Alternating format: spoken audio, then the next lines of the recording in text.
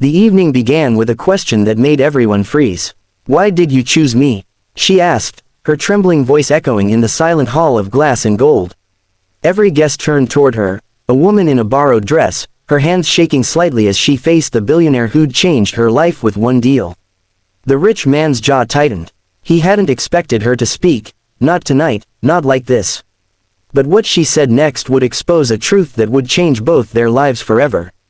It all started 6 weeks earlier, on a cold night when Emily Grace, a struggling waitress, stood behind the counter of a half-empty diner. Her apron smelled faintly of coffee and detergent. She was used to long nights, rude customers, and tips that could barely buy a loaf of bread. But that night, everything changed when a man in a tailored black suit stepped inside, Ethan Reed, the tech millionaire whose face filled every magazine. Ethan wasn't there for food. He was there for a deal. "Miss," he said, sliding a business card across the counter. "I need someone, believable." Emily frowned. "Believable," he nodded once. "A girlfriend, just for a few weeks. To convince my investors I'm not the kind of man who lives only for money." She laughed awkwardly, thinking he was joking, until he placed a check for $50,000 in front of her. She blinked. This is real." "Completely," he said coldly. "All you have to do is play your part." Emily's life was a series of unpaid bills, eviction threats, and an ailing mother who needed surgery. Morality often bowed down to survival. So she accepted, not for luxury, but for her mother. Ethan's world was the opposite of hers: luxury cars, smart homes, business meetings that decided the future of nations. Yet, he felt empty. Years of betrayal, fake smiles, and people who wanted his money had turned his heart to stone.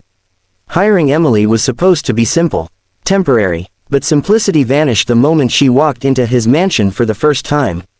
She didn't fit in. Her cheap shoes squeaked on marble floors. She stammered when the butler addressed her as Miss Grace. But when she smiled, soft, genuine, innocent, Ethan saw something he hadn't seen in years: honesty. He'd almost forgotten what that looked like. Their first dinner together was awkward. She didn't know which fork to use, and he didn't know how to talk without sounding like a robot. But slowly, she began to melt his walls. She laughed at his serious expressions, made fun of his rigid routines, and reminded him what it was like to live without calculating every step. Yet the world around them wasn't so kind. Ethan's ex-fiancée, Clara, a ruthless socialite, appeared at every event, whispering poison to the media, calling Emily a gold digger, a nobody, a fraud. Ethan ignored it, but Emily didn't. The words cut deep. She began doubting her worth, wondering if she truly belonged in his world. Still, she stayed, convincing herself it was just business. Until one evening, Ethan took her to a charity dinner filled with powerful investors. Cameras flashed, champagne sparkled, and whispers followed her every step. She tried to stay invisible, until someone from the crowd sneered, "Ethan, your taste has certainly changed." Laughter followed. Emily's face burned. She excused herself and walked to the balcony, tears welling. But Ethan followed. "You don't have to care what they think," he said softly. "I know," she whispered, "but you do." He hesitated, and that silence told her everything. From that night, Emily pulled away. She did her duties, smiled for the cameras, but her heart wasn't in it anymore. Until the night of the dinner, the night she was supposed to give a short, "thank you" speech as Ethan's girlfriend. She didn't plan to say what she said, but something inside her, the years of silence, of being invisible, broke free. So when the lights dimmed, and she held the microphone, she spoke from the heart.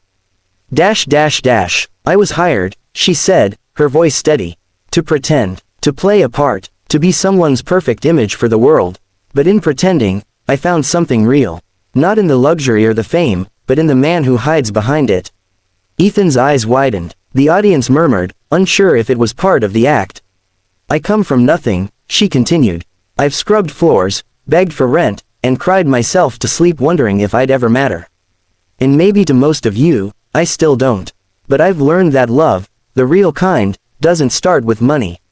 It starts with honesty. And tonight, I needed to be honest." A heavy silence filled the room. Reporters waited like vultures, but Emily didn't care.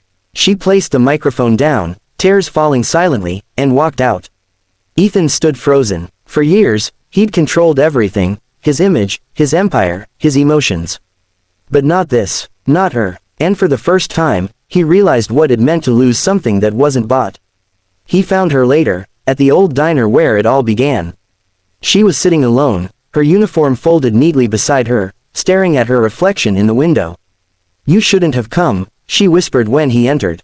"I had to," he said. "Because you were right." He sat across from her, eyes soft for the first time. "I hired you to make people believe in me. But you made me believe in something I'd forgotten. Love that's real, messy, and human. I don't want to pretend anymore." She looked up, hesitant. "And what if I can't fit into your world?" He smiled faintly. "Then I'll fit into yours." Tears filled her eyes as he reached across the table, taking her hand, rough, warm, real. No cameras, no contracts. Just two people who found love where no one expected it. Months later, the world would learn about their story, not as a scandal, but as an inspiration. The billionaire and the waitress. The man who thought money could buy everything, and the woman who taught him it couldn't. And at their next dinner, the real one, surrounded by friends, not investors, Emily stood once more to speak. Only this time, she didn't need to explain who she was. Because everyone already knew, she was the woman who spoke the truth, and changed a man who'd forgotten how to feel.